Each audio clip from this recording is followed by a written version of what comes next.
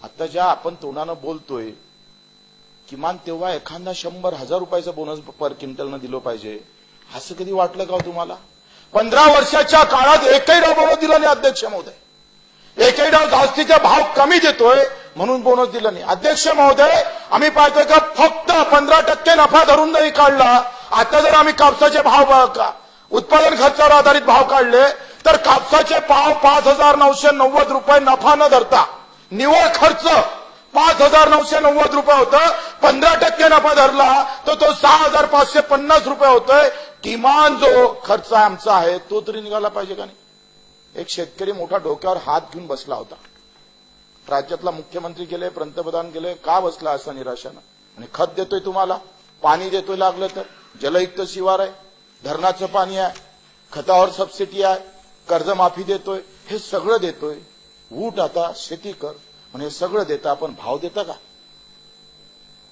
हे सगळं दिलं म्हणजे तुम्ही देता किती? मी मागे बोललो होतो अध्यक्ष महोदय, हेक्टरी तुम्ही आम्हाला फक्त 2,000 रुपये हेक्टरी मदत दिली. लुटलं किती याचा हिशोब द्या ना आम्हाला.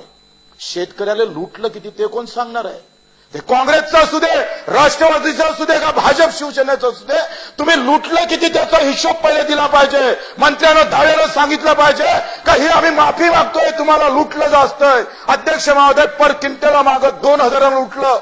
6,000 कापूस होता क्विंटलाचा, 4,000 विकावं लागला. पर क्विंटला मागं तुम्ही 2,000 लुटला आणि हेक्टरी तुम्ही आम्हाला 1,500 दिले. 1,500 हेक्टरी द्यायचे आणि क्विंटला मागं 2,000 लुटाचं, हे काय देणं म्हणायचं का अध्यक्ष महोदय? अध्यक्ष महोदय, सरकार कुठलं जरी आलं तर हमी भाव देऊ शकत नाही. ही काळ्या उत्पादन खर्चावर आधारित भाव देऊ शकत नाही अध्यक्ष महोदय. ही काळ्या दगडावरची रेष आहे अध्यक्ष महोदय. कोणी किती काय ताना मारू द्या, कोणी किती काही सांगू द्या, एकतर आम्ही पाहतो का ग्राहकांचा विचार केला जातं, खाणाऱ्याचा विचार केला जातो. अध्यक्ष महोदय, कुठलाही कोणी जरी पंतप्रधान होऊ दे, अच्छे दिनवाले असू दे का बुरे दिनवाले असू दे, तुम्ही भाव देऊ शकत नाही अध्यक्ष महोदय. आणि मग याच्यातला एक मार्ग, एक पर्याय आहे. मुख्यमंत्री महोदय म्हणते का आम्ही शेतकऱ्याला उभं करू, पण शेतकऱ्याला उभे करू काय करून उभे करणार आहे तुम्ही? पाणी दिल्यानं शेतकरी उभा राहणार आहे का? अध्यक्ष महोदय, आखरी उत्पादन स्वामीनाथन आयोग आपण 2006 मध्ये सोनिया गांधीजींच्या आदेशानुसार स्वामीनाथन आयोग निर्माण झाला. स्वामीनाथन आयोग 2006 मध्ये निर्माण झाला आणि स्वामीनाथननं काय म्हटलंय, एक अत्यंत महत्वाचं वाक्य वापरलं अध्यक्ष महोदय. काय म्हणताय स्वामीनाथन आयोग? उत्पादन वाढलं पण उत्पन्न वाढत नाही.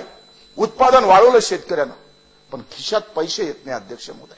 तो खिसा खाली आहे. आखरी उत्पादन वाढून जगू शकत नाही, उत्पन्न वाढलं पाहिजे अध्यक्ष महोदय. मग उत्पन्न वाढवण्यासाठी तुम्ही भाव देऊ शकत नाही म्हणजे उत्पन्न वाढवण्याची ताकद तुमच्या सरकारमध्ये नाही. सरकार कुठलंही असू द्या अध्यक्ष महोदय, त्याचा उत्पादन खर्च कमी करण्याची ताकद तुमच्या सरकारमध्ये आहे का? आम्हाला याचं उत्तर पाहिजे. एकनाथजी खडसेच्या माध्यमातून जे इथं येऊन आम्ही या टेबलावर हात देऊन घेतण्याची सांगत होते का मोठ्या आशेनं आम्ही तुम्हाला सांगतोय का तुम्ही इथूनच मागं करताना विरोधी पक्ष असताना माझा जो शब्द अजूनही आठवतोय का रोजगार हमीतून जेथपर्यंत पेरणी ते कापणीपर्यंत तुम्ही एमआरएचएस मधून मजुरीचा खर्च करत नाही तोपर्यंत उत्पादन खर्च करण्याची कुठलीही ताकद कुठल्याही सरकारमध्ये नाही. ब्रह्मदेव येऊन जरी बसवला ना तर त्याच्या हाती नाळी सापडत नाही शेतकऱ्याची. अध्यक्ष महोदय, उत्पादन खर्च कमी करण्याची ताकद तुमच्यात आहे. उत्पादन खर्च कमी करण्याची ताकद एका गोष्टीमध्ये आहे, जोपर्यंत एमआरएचएस मधून पेरणी ते कापणीपर्यंत सर्व कामे एमआरएचएस मधून होणार नाही तोपर्यंत त्याचा खर्च कमी होणार नाही. आज मजुरीचा खर्च 75% अध्यक्ष महोदय, 25% बियाणे आणि खतावर जातं. आता अवकाळी पाऊस आला नाही, मग आमची दुबारा पेरणी करावी लागली म्हणजे आमचा खर्च 100% निघत नाही. पण उत्पादन पेरणी ते कापणीपर्यंत सगळी कामं जर एमआरएचएस मधून घेतली तर मजुरीचा खर्च त्याला भेटला असता आणि 25% फक्त त्याचे वाया गेले असते पैसे अध्यक्ष महोदय. म्हणजे दुष्काळावर मात करू शकते ही मागणी, दुष्काळावर मात उपाय होऊ शकते या गोष्टीचा.